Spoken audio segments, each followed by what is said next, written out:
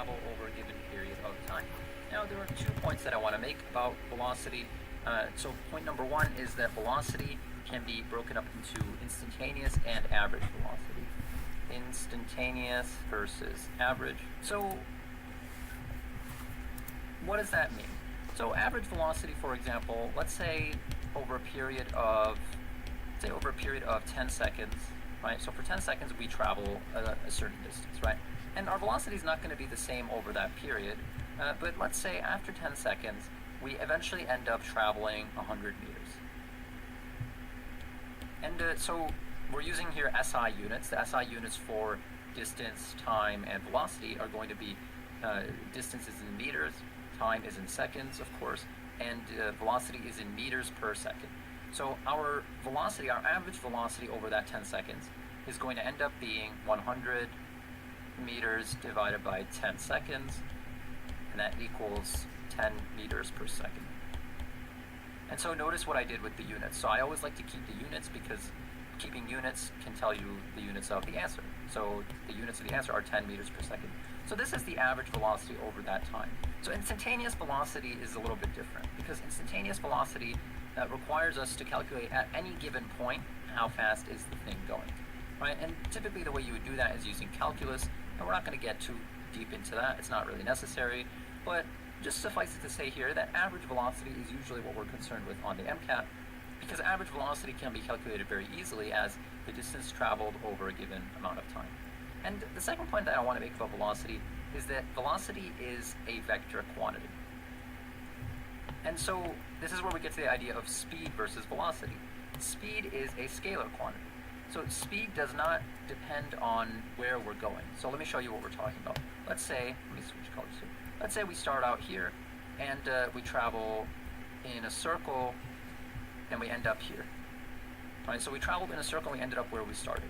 Now, what is the speed that we traveled?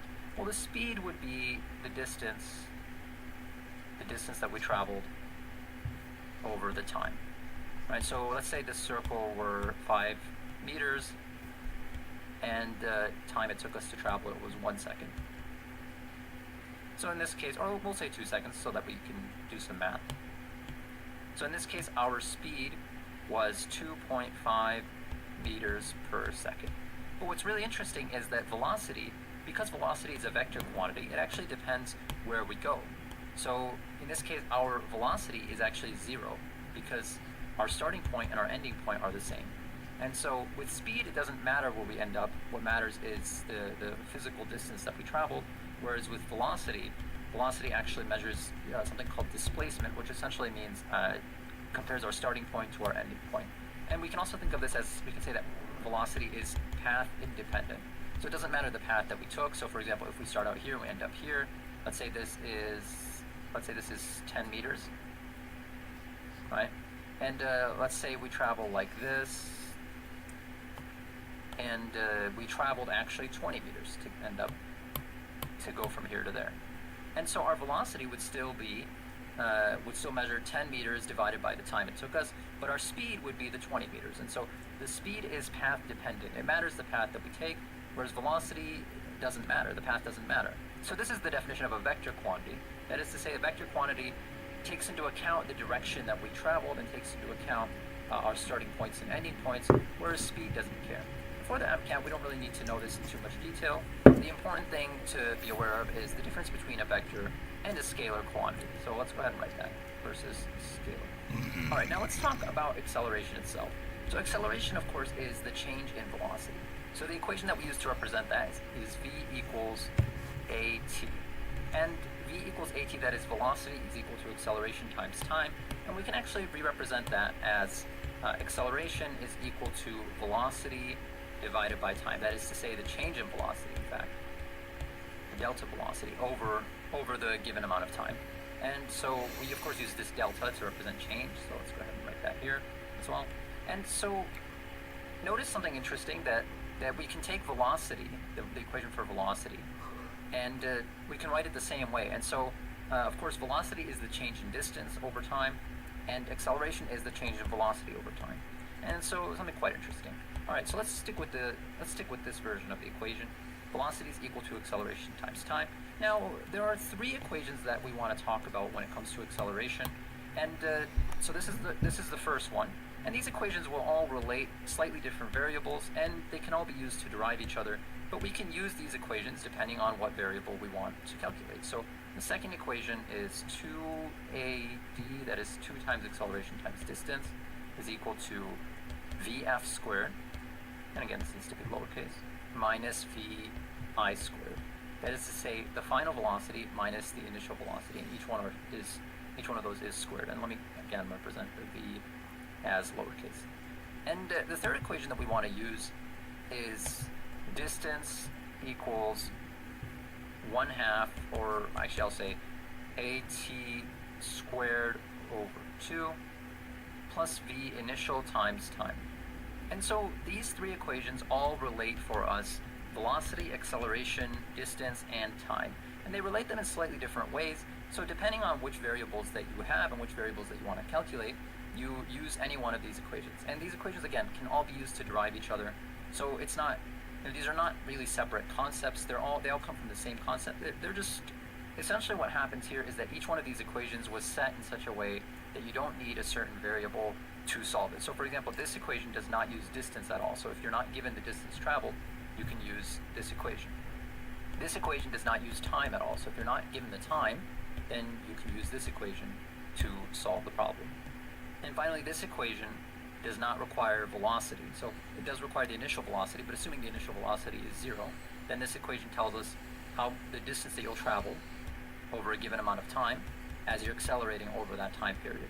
So we see that each of these three equations functions slightly differently, and we can use in different scenarios.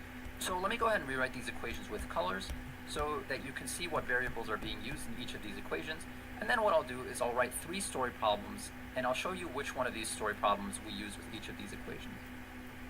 And we see that we've got these 3 story problems here, and each of these is going to match with one of these equations. Right? And I also, by the way, I rewrote the equations over here. So these equations now, of course, I color-coded them. So you see that, you can see distance, you can see velocity, time, and acceleration based on the colors. And so now if we want to figure out which equation we want to use, what essentially we have to figure out, write the knowns and then write the unknowns, and then from that we can figure out the equation that we need. So let's start with the first story problem. So it says a ball is dropped from a 50-meter high building, right? So 50 meters is distance. So distance equals 50 meters. And then how long does it take? So that's time. So we want to figure out time. And of course the ball is dropped from a building, and so that means that we're looking at acceleration, right? Acceleration due to gravity, and acceleration due to gravity is 10 meters per second squared. 10 meters per second squared. I know that in physics classes they'll teach you that it's 9.8, but for the MCAT, because we don't have a calculator, the math doesn't need to be that precise, so we stick with 10. So we've written the variables that are known, distance and acceleration, and then we've written the unknown, the one that we have to find. Now the second one. A car is capable of braking with a deceleration of 6 meters per second squared. So in this case, acceleration is going to be 6 meters per second squared. Acceleration and deceleration, by the way, are going to be more or less the same concept. And how much distance does it require? So distance is our unknown. And then our starting velocity is 27. So that's V initial equals 27 meters per second. Okay. And finally, let's take a look at the third one. A ball is thrown in the air at 9 meters per second. So velocity initial, is equal to 9 meters per second. Of course, we know gravity again because we're talking about throwing things in the air. Acceleration is 10 meters per second squared. And we want to know time. So looking at this, we see that in each of them we're given some variables and we have to find some variables, and then we can match them to their equations. So let's go ahead and number them. So let me number them. Let's say this is number 1, this is number 2, and this is number 3. So to start with, for this one, we're dealing with the variables distance, acceleration, and time. And so for that, we use this equation, right? Distance, acceleration, and time. Right? This equation also includes V initial times t, but in this case, of course, V initial is 0 because we just dropped the ball from a certain height, so V initial doesn't matter, it's 0. This value in the equation ends up as 0. So in the second one, we're dealing with acceleration, distance, and v initial, right? So in that case, we're going to use this equation. We've got acceleration, distance, and then v initial. V final, of course, if we want to stop, is going to be 0. And then number 3, we're dealing with velocity, acceleration, and time. So in that case, we're going to use this one. And so if you were to plug these numbers into the equations, you would be able to figure out the unknowns. We're not going to do that here, but I would encourage you to take a look at that and try to do it on your own. There are going to be some twists. So for example, this one, you're going to have to double the final answer because you're dealing with a trajectory of a ball going up in the air. So that's the first half of time, and then the ball going back down. That's the second half. So for number 3, you would have to double it. And so there's a little bit more involved, but I would encourage you to take a look at these and do them. But the important thing, really, the hard part is to match the story problems with the equations. And so let's zoom back out. So we talked about velocity. We talked about velocity equals distance over time. And then we talked about these 3 equations, which I have color-coded. And so that's all we're going to talk about here for velocity and acceleration for the MCAT.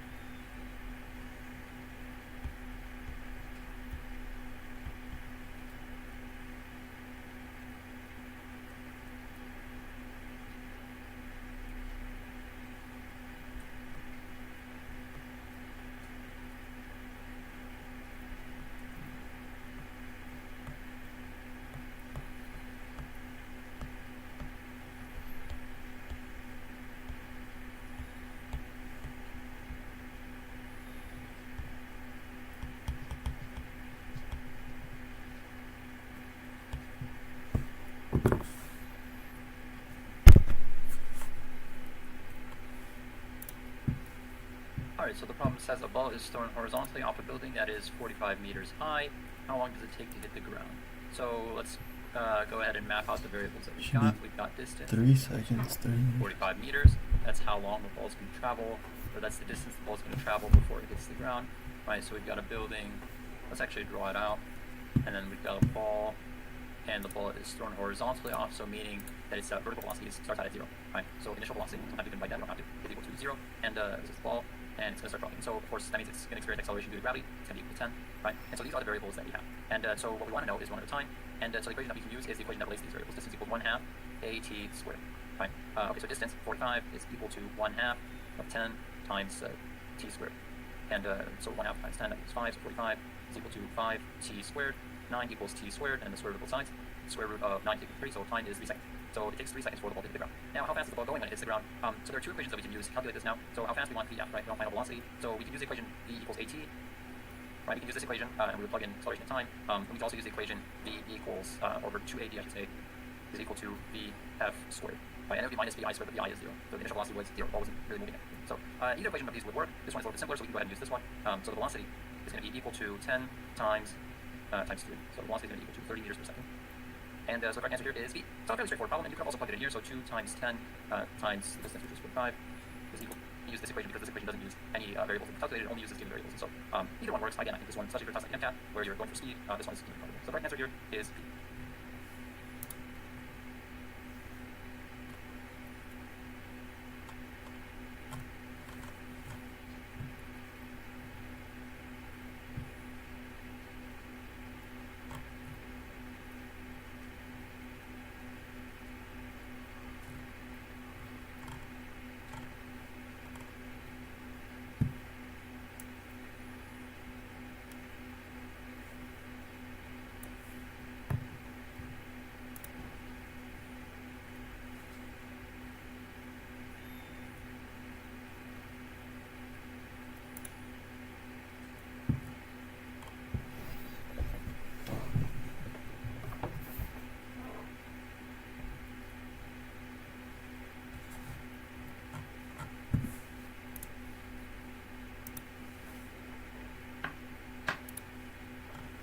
In our last lecture, we talked about velocity and acceleration. Now, in this lecture, I want to talk about Newton's first and second laws, and I'm going to talk about how they relate to 3 equations that we'll talk about today. So last time we talked about 4 equations, right? The velocity equals distance over time, and then those 3 acceleration equations. In this lecture, we'll talk about 3 additional equations. So to start with, Newton's first law is actually quite straightforward. It says basically that let's say we've got an object. Let's say, in this case, we're going to use a sphere. We'll say there's a ball. And it says that an object at rest, such as a ball, for example, will remain at rest unless we apply some type of an unbalanced force to it, unless we apply a force to it that is not balanced by a force somewhere else. So, for example, if we apply a force this way, but then we apply an equal force this way, the ball is not going to move. And so for the ball to move, it has to have a force applied to it. And that force has to be unbalanced. And so one of the things that we do is we draw force diagrams to really help us to figure out whether a thing is going to move. And for example, if we're told that a thing is not moving, then we know that the forces have to be balanced. So fairly straightforward, I think, a fairly straightforward concept. Now, the second half of Newton's first law, so we said that an object at rest will remain at rest, but an object in motion will also remain in motion. So for example, if this ball were moving on, let's say, a flat surface, and it's moving at a constant velocity, right? Let's say the ball is moving at 5 meters per second. And if the ball is moving at 5 meters per second, it's going to continue moving at 5 meters per second unless there's some type of unbalanced force applied to it. Now, this concept is quite revolutionary, actually. It's not very intuitive because in the real world, there are always forces applying to things, namely air resistance and friction. So the ball is going to roll for a while on a flat surface, but eventually air resistance and friction, a couple other forces, are going to slow the ball down. But in an ideal situation, in an ideal universe where there were no air resistance, there were no friction, the ball would just keep rolling at a constant velocity. So in order for us to change the velocity of something, whether the velocity is 0 and we want to make it move, or the velocity is, let's say, 5 meters per second and we want to either slow it down or speed it up, we have to apply some type of a force. And it turns out that the force we have to apply, actually let me leave that line. So the force that we have to apply depends on its mass. So the equation that we use is F equals ma. So what this equation reveals, of course, we've got acceleration in the equation, and then we've got two new variables. And the units of mass, of course, are going to be in kilograms. Of course, acceleration is still in meters per second squared. And so force, of course, is the units for force are going to be kilogram meters per second squared, right? Because we can just multiply the units. But there's a word that we use for that, which is newtons. Newtons, again, are kilogram meters per second squared. And so we use the term newtons, or N. And there are a couple of different ways we can use this equation. So for example, if I tell you I want to accelerate the ball a certain amount, so if we were to leave acceleration constant, right, as we increase the mass, as the mass goes up, the force required to accelerate the object increases, which makes sense, right? Something heavier, you got to push it harder, you got to apply more force to it, right? It's fairly straightforward concept, I think. Same thing here. If we increase the force we apply to something, and its mass is constant because it's the same object, then it's going to accelerate more, right? Another fairly straightforward implication of this theory. And so this equation essentially represents the mathematical representation of what we call Newton's second law, which is to say that the force required to accelerate an object depends on its mass, right? So force, mass, and acceleration. This is a fairly straightforward equation. We're going to see it in some practice problem. Now, the second equation we want to talk about relates to the concept of work. That is to say, work equals force times distance. We don't have to put the star, we can just say FD. And work is a bit of a somewhat difficult concept to explain, but essentially what it is a force being applied over a given distance. So let's say we've got a block that we want to accelerate, right? So we're moving this block from, let's say, from here to here, versus if we're moving the block twice that distance, right? Well, maybe the force that we applied is the same, but in this case the block moved twice as much, and so the concept that we use to represent that is work. So again, work depends on the distance over which a force is applied, and that that's represented by the equation work equals force times distance. And so another way that we can think of it, for example, is if we've got the block and we want to move the block from here, we want to move it up, the distance that we move it up will give us an indication of the work that was done. So we'll do a couple of practice problems where we combine the idea of the acceleration of gravity, right, because the block, of course, has to be moved against gravity. We use that to calculate the force, and then we use this equation to calculate the work that was done. So we'll do a practice problem with that. Suffice it to say here is that work is a force being applied over a given distance. And the final equation that I want to talk about, or the final concept that I want to talk about, is something that we call power. We'll use this teal color to represent power. And power is going to be equal to work being applied over a given amount of time. And we did time in this color. So power, of course, depends on the time. Work doesn't. So, for example, if I took this block, and I moved it from here to here, right, and I did it in 5 seconds, versus if I moved it from here to here and it took me 5 days, work is not going to change. We still did the same amount of work, right? We applied a certain force and we moved the block from here to here. But what is going to change is power. Power tells us how fast or slow a particular amount of work was done. And so the less time it took to do something, the more the power required to do it. And the slower something occurred, the less power that required. So again, power is divided by time, so the greater the amount of time, the lower the power, right? Because of course time is on the denominator. So let me go ahead and talk about the units of work and of power. So to start with, for work, so if we were to write out the units, if we were to do that dimensional analysis, right, what we would see is that force, of course, is in newtons, right? And then distance, of course, is in meters. So newtons times meters, right? And so the units for work would be Newton meters, but typically we call that joule. And so we're going to see when we get to energy that work and energy actually have the same units, because in a lot of respects they're the same concept, or they're the same thing, just sort of conceptualized differently. Now, for power, I actually wanted to mention something here. So there's actually another equation that we can use for power. So let's go ahead and write that out here. So power actually equals force times velocity. The units for power are, of course, joules per second, right? But we typically will abbreviate that as, let's go ahead and use the color we want, as watts. So a capital W is abbreviation for watt, and that is the unit for power. So let me go ahead and label everything. So we'll say power over here, and then we'll say force is over here. And then finally, we've got work over here. Now, one final thing I want to say about work. Work is only calculated with the force that is applied in the direction of motion. So what do I mean by that? So let's say I wanted to lift a box up in the air 1 meter. Right, so this is the box, and let's say we want to lift it 1 meter in the air. Now, what's the work going to be done? So let's say the box weighs 10 kilograms. Let's say it's a heavy box. First of all, we want to calculate the force of gravity because we're going to have to oppose the force of gravity. So the force of gravity, what's the force of gravity? Fg is equal to the mass, which is 10, times g, which is the acceleration due to gravity. F equals ma, right? So in this case, it's just 10 times 10, right? And actually, let me go ahead and write the units. Because, so we got 10 kilograms times 10 meters per second squared.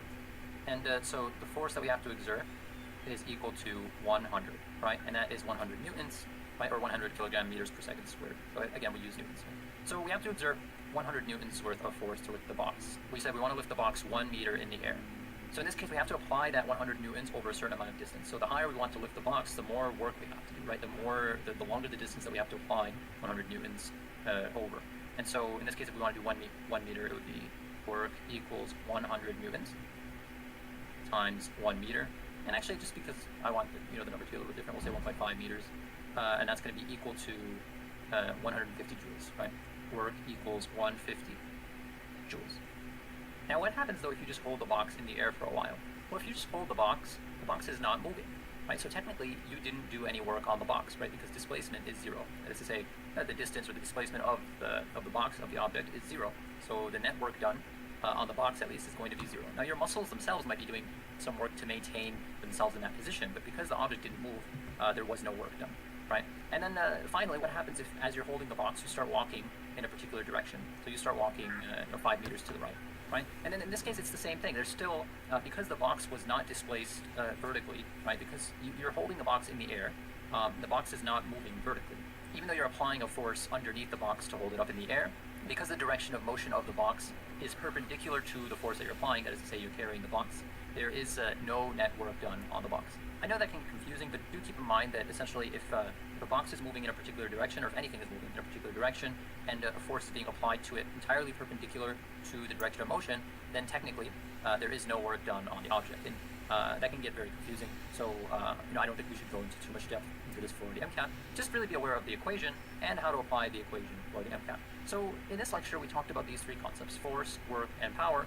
And then we talked about the 2 equations, one of them for force, one of them for work, and then we talked about those 2 equations for power. And so that's all we're going to talk about here for force, work, and power. In a future lecture, we'll talk about work a little bit more in the context of energy and the idea of conservation of energy.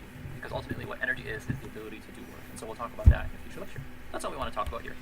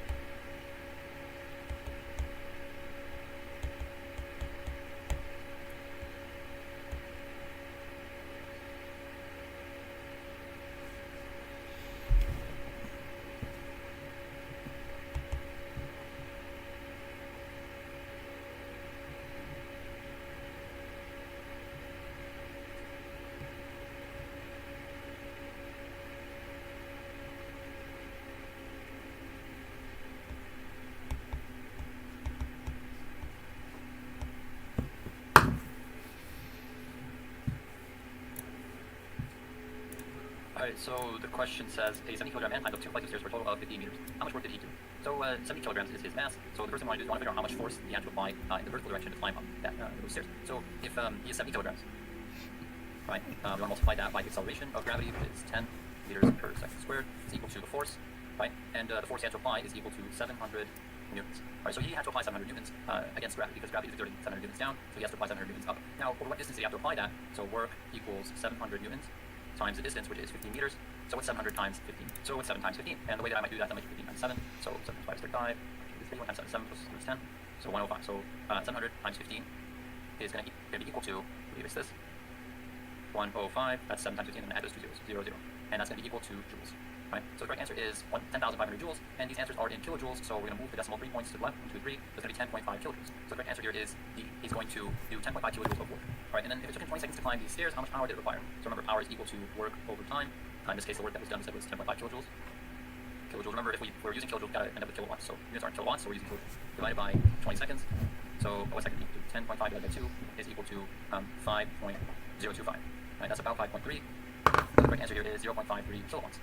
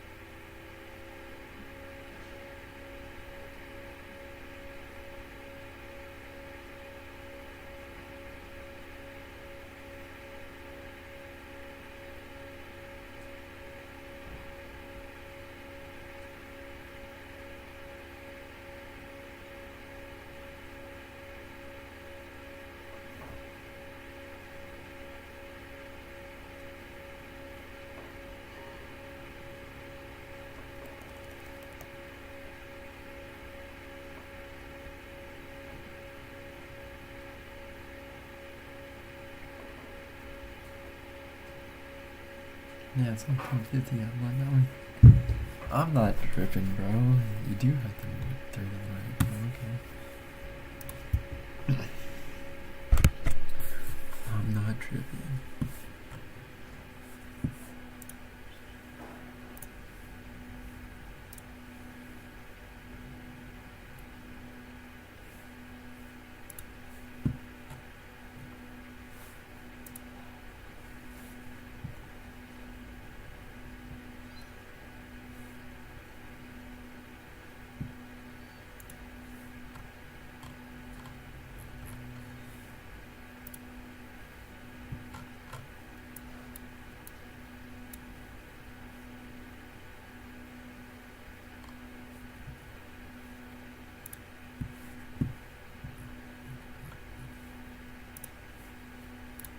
So in our last lecture, we talked about force, work, and power. And we talked about how Newton's first law says that if we've got something, let's say we've got that ball, and it's on a flat surface, and it's moving at, let's say, 5 meters per second, then it's just going to keep rolling forever unless some type of a force is applied to it. Now, this is really not an intuitive concept, as I said before. So the theory before Newton was actually a theory called impetus theory, and it was developed by Aristotle, and the impetus theory said that things generally move. They've got like an impetus, which is kind of like an internal energy sort of, and they move until that impetus runs out. So they move until their energy sort of just runs out. Now, of course, that theory is not correct, but in some sense that theory is a lot more intuitive, because in the real world things move until they stop moving, and everything eventually stops moving in the real world, at least on Earth. So if you push that ball, eventually it will stop. And why will it stop? It will stop primarily because of friction. Also, to a lesser extent, air resistance, but in this case we want to talk about friction. So let's say we've got this hockey puck on ice. So the hockey puck is on ice, and let's say that's a flat surface of ice. So let me go ahead and fix that. And the hockey puck, of course, is going to slide on ice, and it's going to slide for a while until eventually it comes to a stop. And the fact that it comes to a stop means that there was a force being applied to it, and that is the force of friction. So the force of friction, here we get to another equation. The force of friction is equal to the coefficient of friction times the normal force. And actually, when we do coefficient of friction, so what are these variables? Of course, this is the force of friction. So let me write that. And then this is the coefficient of friction. And this is the normal force. So let me explain the coefficient of friction first. Coefficient of friction is generally a constant. It's generally a given value. So it's something that you have to research, and you can find tables of coefficients of friction. And it's a constant value for two given surfaces that are touching each other. So, for example, if you slide that hockey puck on ice versus trying to slide that hockey puck on asphalt, you know that, of course, the hockey puck is going to slide a lot more on ice, and it's going to slide a lot less on asphalt. And that's because the coefficient of friction between a hockey puck and ice is a lot lower than the coefficient of friction between a hockey puck and asphalt. For two given surfaces, so for example, in this case it may be rubber and ice, the coefficient of friction is a constant. Right? So again, this is usually going to be something that's given. And the coefficient of friction is unitless, it doesn't have units. And then the normal force. So what exactly is the normal force? Let's go ahead and put it over here. So if you've got a block, right, and the block is on a table, we know that there are either no forces on the block, or all the forces that are acting on the block are balanced. So what might be some forces that are acting on the block? Well, we know that gravity is acting on it. Right? Gravity always acts in the downward direction. So assuming the table is fully horizontal, gravity is going to be acting fully downward. And so, of course, if we want to figure out what the force being applied to the block is, we can use the equation F equals ma. F equals the mass of the block, which we'll say is 3 kilograms. 3 kilograms times gravity, which of course is 10 meters per second squared. And so in this case, the force of gravity on the block is 30 newtons. So that is to say 30 newtons downward. But the block is not moving. And so that means that there's an equal and upward force acting on the block that is also 30 newtons. Right? And that's the case for anything that is at rest and is experiencing gravity, right? It has a force that is equal and opposite, that is upward from the surface below it, that is pushing on the object up. That's not very intuitive, again, we don't really think of it that way, but it does actually make sense, because otherwise the thing would be sinking into the floor or into the table, and so that means that there has to be a force, again, equal and opposite, pushing up on it. And so that force is what we call the normal force. Normal force. And so it turns out that, of course, we can use the normal force in our equation. Right, and that's, of course, this value over here. And so the normal force times the coefficient of friction gives us the force of friction being applied to the object. Now, this is a special kind of friction that we call kinetic friction. This is friction that always acts in the opposing direction of motion. Right, so the thing is being pushed this way, and so friction always acts in the opposite direction of motion. So, for example, if we've got a ball that's falling, friction is acting in the upward direction. Right? For an airplane that's flying this way, friction is acting in the opposite direction. So again, friction is always acting in opposed to the direction of motion. But kinetic friction, of course, is a type of friction. It has to do with things that are moving. Now, there's another type of friction that we call static friction. So static friction, we'll write that down here. So static friction is actually a pretty intuitive concept. I always think of, for example, if you're trying to move a refrigerator. Right, refrigerators are very heavy. And let's say there's a refrigerator on your kitchen floor, and you're trying to push the refrigerator. You're trying to give it a shove. So you're applying a force in this direction. But what happens when you apply that force, when you push the refrigerator? Initially, of course, you start pushing, and nothing happens. The refrigerator doesn't move. And so you increase your force, and the refrigerator still doesn't move. And then at some point, it suddenly starts moving, right? So why did the refrigerator move initially? What was happening? Well, you were applying a force in this direction. So let's say you start by applying 10 newtons, and you apply 20 newtons, and then you increase it to 30 newtons. And in all of this time, the refrigerator still doesn't move. Why doesn't it move? There has to be an equal and opposing force being applied somewhere. So this is the concept that we call static friction. So if you are applying this force, that means static friction is going to be equal and opposing, again, also 10 newtons, and then also 20, and then also 30 newtons. And so it turns out that static friction can be calculated using the equation F is less than or equal to the coefficient of static friction. Zoom in a little bit. Times the normal force. So the equation is very similar to the equation for kinetic friction, but we notice, first of all, there's a different coefficient. So the coefficient for static friction would be different than the coefficient of kinetic friction. But then second of all, we've got this less than or equal to. And that reflects the fact that what's going on here, right? It's opposing the force you're applying. So when you started applying 10 newtons, it also applied 10 newtons, then 20 newtons, and then 30 newtons, and it opposed it. Until, let's say you started applying 40 newtons, and now the refrigerator starts moving. So at this point, what that means is that the force of static friction, we'll say is less than or equal to, maybe we'll say 30 newtons. So once you apply more than 30 newtons, the thing starts moving. And once the thing starts moving, now we're not dealing with static friction anymore, now we're dealing with kinetic friction. And kinetic friction is typically less than the maximum, amount of static friction. So again, when we want to do static friction, we're using this equation. And static friction will continue to oppose any kind of motion, so it opposes the force that you apply to it, until a certain point when the static friction, of course, reaches its limit, and then the thing starts moving, and then we switch to kinetic friction. So this is the concept of static friction. This is what we should really understand for static friction. So let me zoom out. So in this lecture, we talked about the force of kinetic friction. We talked about the normal force and how you want to calculate the normal force. Again, it's equivalent to the force of gravity, just in the opposite direction. And then we talked briefly about static friction as well. And so that's all we really need to know for friction. For the practice problems, I'm going to give you guys some practice problems that ask you to pair this equation with the equation F equals ma. And when you do that, you can kind of set them equal to each other, or you can use the equation separately. And from that, for example, you can, this is the force of friction, and you can plug that into this equation, right? And so this allows you to figure out how the force of friction is going to accelerate or decelerate an object. And so that's all we want to know for friction for the MCAT.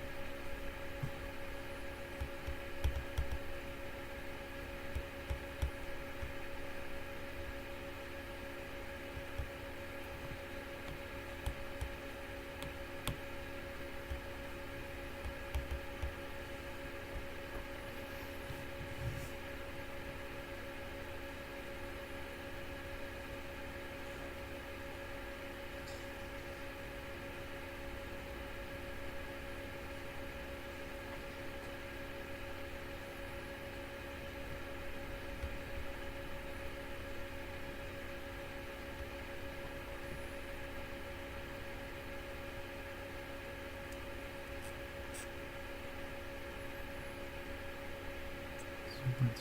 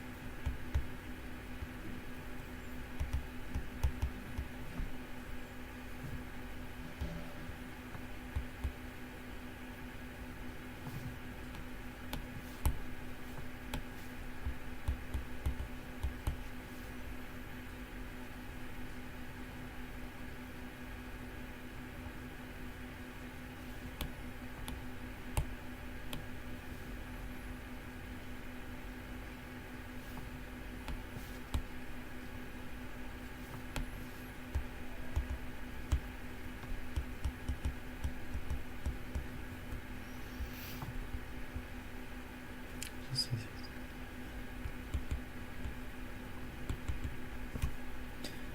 60 times 2 and 20 is 30 and 50.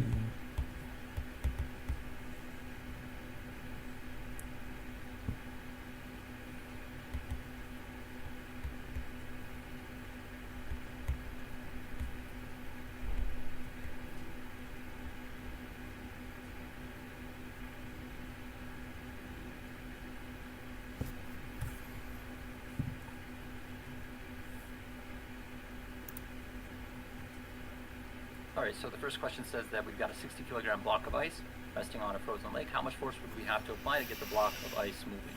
So the first thing we want to do is we want to draw out our diagram. So we've got a horizontal